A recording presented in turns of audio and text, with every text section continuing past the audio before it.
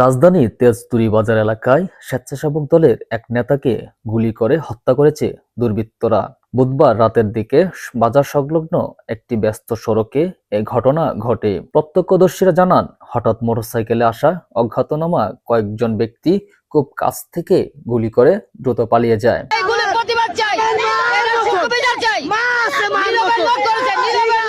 গুলিবিদ্ধ অবস্থায় স্থানীয়রা ভুক্তভোগীকে উদ্ধার করে নিকটবর্তী হাসপাতালে নিয়ে গেলে চিকিৎসক তাকে মৃত ঘোষণা করেন।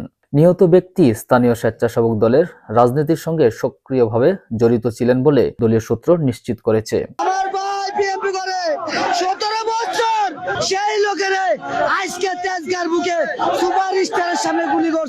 ঘটনার পরপরই এলাকায় অতিরিক্ত পুলিশ মোতায়েন করা হয়। পুলিশ বলছে, হত্যাকাণ্ডের পেছনের কারণ জানতে আশপাশের সিসিটিভি ফুটেজ সংগ্রহ করা হচ্ছে। প্রত্যক্ষদর্শীদের জিজ্ঞাসাবাদ চলছে। প্রাথমিকভাবে ব্যক্তিগত বিরোধ, রাজনৈতিক দ্বন্দ্ব অথবা চাঁদাবাজি সংক্রান্ত বিষয় তদন্তের আওতায় আনা হয়েছে।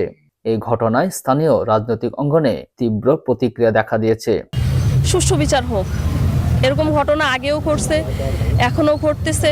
এগুলোর যদি সুষ্ঠু তদন্ত আর বিচার না হয় তাহলে এগুলো ঘটতেই থাকবে। দলীয় নেতাকর্মীদের দ্রুত দোষীদের শনাক্ত করে গ্রেপ্তারের দাবি জানিয়েছেন। পুলিশ জানিয়েছে, মামলা প্রক্রিয়াধীন রয়েছে এবং অভিযুক্তদের ধরতে বিশেষ অভিযান শুরু করা হচ্ছে।